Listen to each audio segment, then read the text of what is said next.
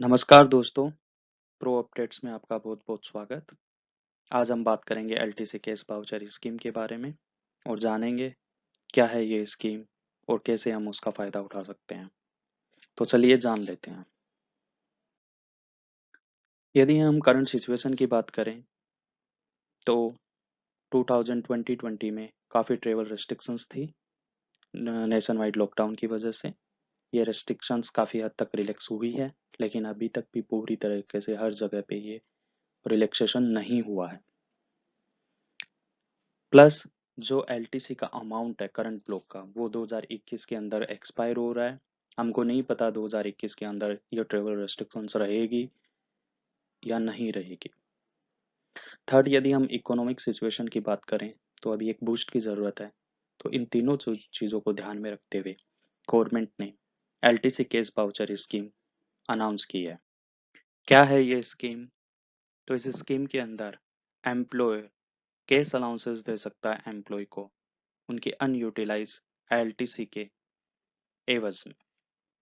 और जो cash allowances employees को मिलेगा वो उनके लिए एग्जेम्प्ट रहेगा, मतलब उसके ऊपर टीडीएस नहीं कटेगा।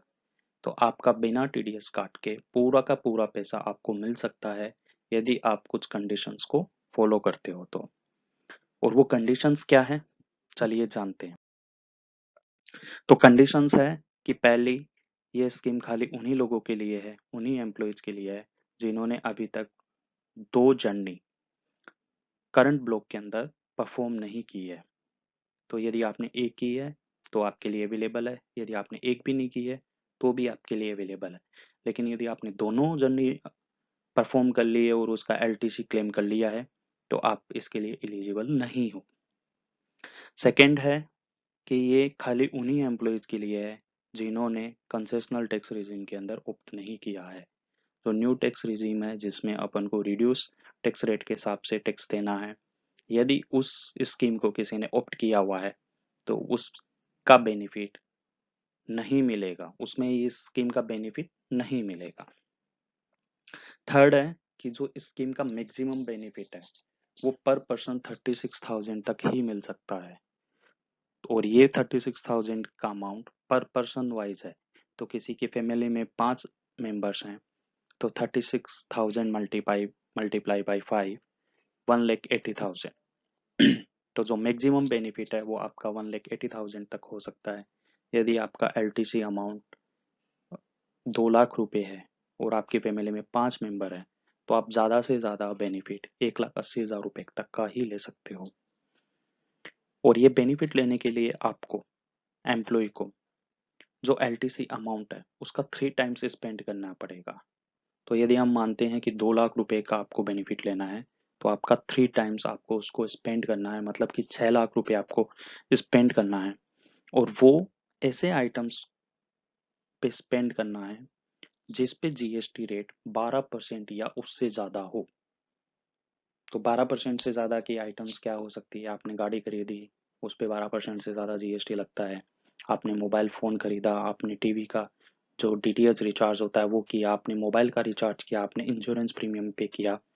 तो मोस्ट ऑफ द आइटम्स पे 12% से ज़्यादा ही जीएसटी लगता है। तो आप ये बोल सकते हो कि रफली ऑलमोस्ट ऑल आइटम्स जो भी हम गुड्स और सर्विसेज कर खरीदते हैं वो सारी चीज़ें इसके ऊपर इसमें कवर हो जाएगी। जो हमारा ग्रोसरी शॉपिंग है ऑब्वियसली वो नहीं होगा, उस पे बहुत सारे आइटम्स पे जीएसटी लगता ही नहीं है। और यदि कुछ कुछ आइटम्स पे जीएसटी लगता है तो मोस्ट ऑफ द टाइम वो 5% का जीएसटी होता है। फिर ये जो खर्चा करना है हमको, जो हमारी नेक्स्ट कंडीशन है वो ये है कि जो ये खर्चा करना है वो खर्चा हमको 12 अक्टूबर के बाद और 31 मार्च 2021 से पहले करना है। तो यदि खर्चा हमने इस ड्यूरेशन में किया है तो हम ये क्लेम कर सकते हैं, हम एलिजिबल हैं इसके लिए। और लास्ट कंडीशन है कि हमको इसके जीएसटी इनवॉइसेस, ये एक इनवॉइस भी हो सकता है, मल्टीपल इनवॉइसेस भी हो सकता है, और वो इनवॉइसेस हमारे नाम पे ही होने चाहिए, मतलब एम्प्लॉयज के नाम पे होने चाहिए और वो हमको एम्प्लॉयर को सबमिट करने हैं। तो ये सिंपल सी एक स्कीम है कि हमको ट्रेवल भी नहीं करना है, जो हम रेगुलर खर्चा कर रहे हैं हम उसका बेनिफिट ले सकते हैं। और जो हमारा एलटीसी का अमाउंट है वो खर्चे के बिल हम देंगे, एम्प्लॉयर हमको जो हमारा एलटीसी अमाउंट देगा उसके ऊपर वो कोई टीडीएस नहीं काटेगा। अभी उस पे कुछ कुछ कॉमन क्वेश्चंस हैं जो गवर्नमेंट ने भी एफएक्यूज में क्लैरिफाई किया है, तो चलिए वो एफएक्यूज भी देख लेते हैं। तो फर्स्ट एफएक्यूज में फर्स्ट क्वेश्चन हमारे पास है कि एम्प्लॉयज को लीव्स लेनी है क्या। तो नॉर्मली लीव ट्रेवल कंसेशन लेने के लिए एम्प्लॉयज को लीव क्लेम करना पड़ता है। तो यहाँ पे गवर्नमेंट ने क्लैरिफाई किया है कि नहीं, आपको कोई लीव लेने की ज़रूरत नहीं है, आप बिना लीव लिए हुए भी इस स्कीम का बेनिफिट ले सकते हो। सेकेंड, जो हमने पहले डिस्कस कर लिया कि हम मल्टीपल इनवॉइसेस भी सबमिट कर सकते हैं, हमको सिंगल बिल 6 लाख रुपए का नहीं चाहिए। थर्ड है कि हमने यदि कोई एडवांस पेमेंट कर दिया, जैसे मैंने 1 साल का डीटीएच का रिचार्ज कर लिया, अभी सर्विसेज तो मुझे 1 साल तक मिलेगी, यानी मार्च के बाद तक मिलेगी, लेकिन पेमेंट मैंने आज कर दिया, तो वैसे ट्रांजेक्शन्स के ऊपर ये बेनिफिट ले सकते हैं क्या। तो यस, ऐसे ट्रांजेक्शन्स के ऊपर भी आप बेनिफिट ले सकते हो।